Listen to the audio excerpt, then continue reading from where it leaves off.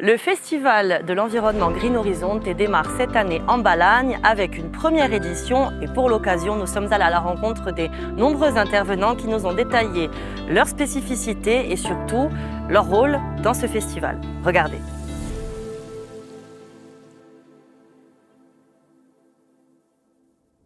À Green Horizonte, plusieurs thématiques sont abordées, notamment la permaculture et le biomimétisme, notamment avec notre invité Emmanuel Delannoy. Emmanuel, bonjour. Bonjour. Donc ce sont vos spécialités. Expliquez-nous un petit peu en quoi cela consiste. Alors le biomimétisme, c'est une manière de s'inspirer des solutions qu'on va trouver dans la nature, qui vont nous permettre de résoudre des problèmes contemporains, des problèmes de conception, de design, mais aussi, il faut aller un petit peu plus loin, des problèmes d'organisation collective, des problèmes d'organisation au sens de territoire, voire pourquoi pas même apprendre à coopérer, comme le font les organismes vivants dans les écosystèmes, se dire tiens, est-ce qu'on ne pourrait pas coopérer un petit peu mieux, nous, dans nos systèmes économiques?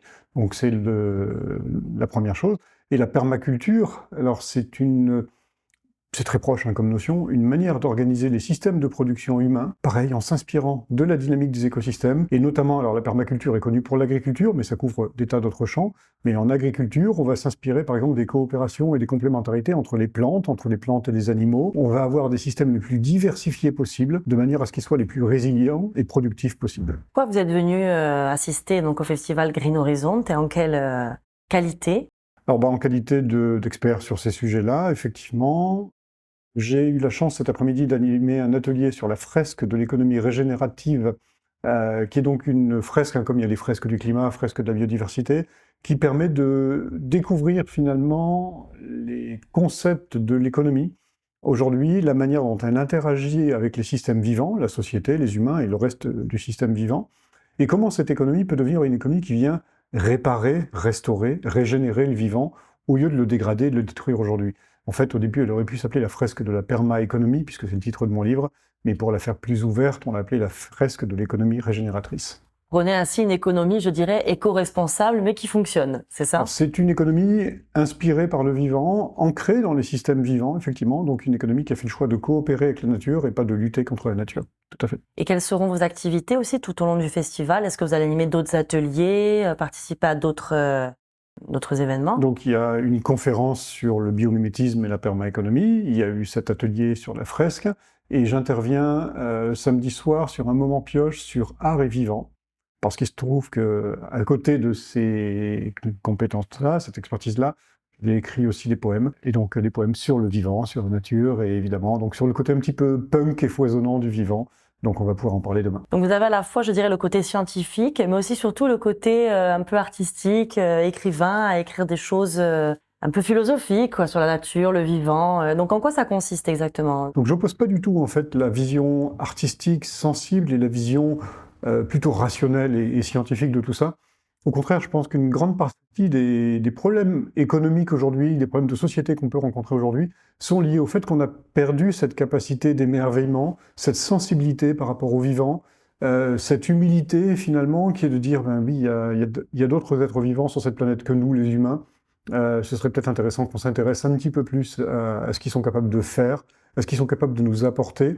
Et je crois que c'est vraiment dans tous les sens, c'est des solutions techniques, concrètes, opérationnelles, mais c'est aussi une sorte d'apaisement. La nature nous fait du bien, le contact avec la nature nous fait du bien, et ça, simplement, le fait de le reconnaître, ça va vraiment nous aider, je pense, pour affronter toutes ces crises et tous ces changements qui sont en cours là. Vous rencontrez des personnalités différentes ici, qui sont également très engagées dans cette thématique, mais qui l'abordent sous d'autres aspects.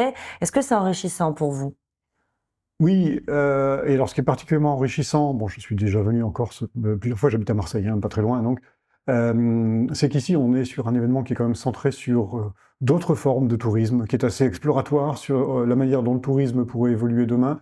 Et il y a cette diversité d'acteurs, des hôteliers, des restaurateurs, des agriculteurs, des entrepreneurs, des chambres de commerce, etc., qui font qu'il y a, pour moi, il y a des écosystèmes humains, là pour le coup, mais avec des vraies complémentarités et une sorte d'intelligence collective qui peut émerger de tout ça. Donc voilà, il y a ce constat de dire le monde change, le tourisme va changer parce que les attentes de la société vont changer aussi, mais les manières de faire de toute façon doivent changer et doivent s'adapter à tout ça. Donc on est à un tournant, à un moment pivot où il faut inventer pas mal de choses quand même et on a vraiment besoin de mobiliser ces acteurs du territoire. Donc pour moi, c'est C'est un cas d'école parfait que de rencontrer des acteurs d'un territoire comme ici sur la Balagne, qui ont envie de se retrousser les manches et de travailler à tout ça. La sensibilisation aussi, c'est quelque chose d'important. Alors la sensibilisation est essentielle, évidemment. Alors, on l'a vu, ça passe par cette dimension sensible, émotionnelle, hein, presque. Et il y a le côté acculturation, clarification des concepts. Parce que par exemple, c'est des nouvelles manières de raisonner, c'est des nouvelles approches en termes économiques, c'est des concepts un peu nouveaux, comme ce concept d'externalité. Hein, l'externalité, c'est un effet non intentionnel, mais ça arrive quand même. Et soit on décide de ne pas le voir, et ça provoque des dégâts, des catastrophes en chaîne, etc. Soit on décide de le voir, de l'intégrer, et de se dire, tiens, qu'est-ce qu'on va faire avec ça? Et est-ce qu'on pourrait pas, pourquoi pas, proposer une solution ensemble à ces externalités? Mais ça, c'est des nouvelles approches. L'autre approche, c'est la vision vraiment systémique de tout ça aussi. Mais ça, la vision systémique, elle nous est enseignée par la nature, les systèmes vivants, c'est de comprendre que tout est interagissant, que tout est lié, et quand on touche une maille quelque part, ben, ça fait bouger toutes les mailles du tissu. Et vous pensez qu'en comprenant ça, on résout beaucoup de problèmes? Ah bah vous savez, Einstein disait, si j'avais 1 heure pour sauver le monde, je passerais 55 minutes à poser la question, à clarifier le problème. Et je crois qu'à partir du moment où on a posé les bons éléments de diagnostic, en fait, les solutions viennent beaucoup plus facilement derrière. Donc c'est d'abord se mettre d'accord sur un diagnostic partagé, comprendre les causes profondes, réelles, des désordres, du changement climatique, de la crise de la biodiversité, des problèmes d'énergie, de ressources, etc. Et une fois qu'on a compris les causes profondes, ben là, on va pouvoir inventer des solutions. En fait, elles sont là, les solutions, mais il faut d'abord les accepter et les adopter. Pour les accepter, l'échange est la clé, les études, mais aussi peut-être la mise en synergie, comme on le disait tout à l'heure, de plusieurs acteurs.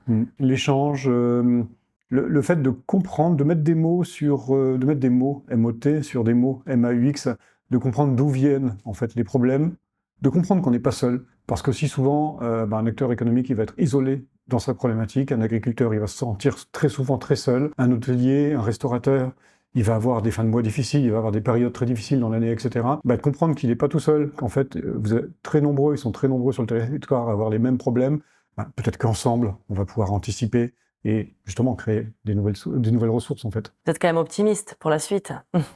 Moi j'aime bien la phrase de Gramsci qui dit que le pessimisme de la connaissance ne doit pas empêcher l'optimisme de l'action. Et de savoir qu'il y a des réalités qui sont dures à avaler, à affronter, mais quand on se retrousse les manches et quand on agit, ça va tout de suite beaucoup mieux. Finalement, le tourisme, ça fait partie de ces besoins fondamentaux humains.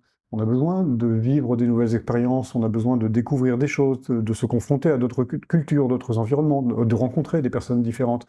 Et ce besoin-là, le problème, c'est qu'il génère beaucoup d'impacts négatifs. La vraie question, c'est comment on peut réorienter le tourisme pour satisfaire ce besoin-là, tout en travaillant justement sur les impacts.